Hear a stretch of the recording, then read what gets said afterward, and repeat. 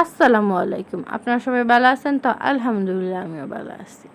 কথায় আছে না, মাইয়া মানুষ যেই পাত্রেই রাখবেন সেই পাত্রেরই আকার ধারণ করব। আসলেই সত্য। আগেও একটু হইলেও অবিশ্বাস থাকলেও এখন আসলেই মানি যে হ্যাঁ, মাইয়া মানুষটা যেই পাত্রেই রাখবো সেই পাত্রেরই আকার ধারণ করব। কারণ হইতেছে এই যে দেখেন, আমি আগে রান্তাম জামালপুরে, মানে জামালপুর যেহেতু আমার বাপের বাড়ি, সেখানে ছোট থেকে বড় হওয়া।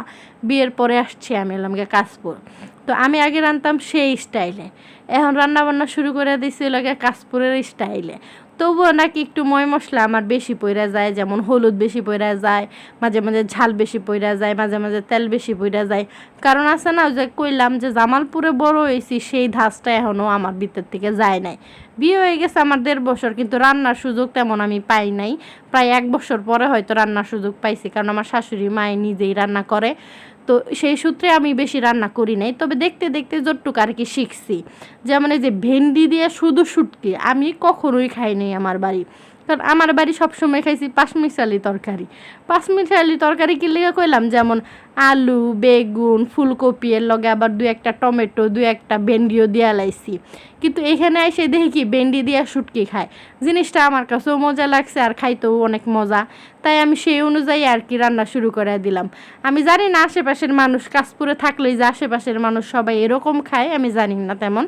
কিন্তু আমার শাশুড়ি, মানে আমার শাশুড়ির কাছ থেকে যে রান্নাটা শিখছি তিনি এইভাবেই খায়, কিন্তু টমেটোটা দেয় না। আবার টমেটো নিয়েও একটা কাহিনী আছে।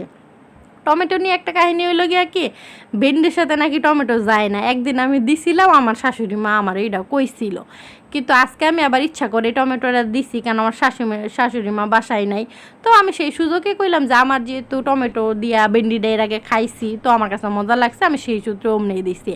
আবার এই ধান ডাউল, এই ডালটা যে রান্তাছি, এই ডালটাও আমরা এইভাবে রান্না করি না, আমরা আগে সিদ্ধ করি পরে মশলা দিই।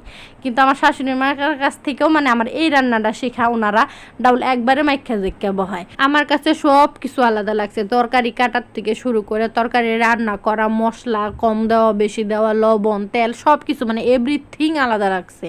মানে রান্নার ক্ষেত্রে, অন্য ক্ষেত্রে না হইলেও রান্নার ক্ষেত্রে আমার কাছে সব কিছু আলাদা লাগছে। আমি কিন্তু আজকে আপনাদের রান্নার রেসিপি দিতেছি না, আজকে লগে আমার মনের কথা কইতাছি যে আমার আসার পরে আমার শ্বশুর বাড়িতে আমার কত কত প্রবলেম হয়েছে। আমি কিন্তু অনেক কিছু খাইতেও পারিনি এখানে আসার পরে।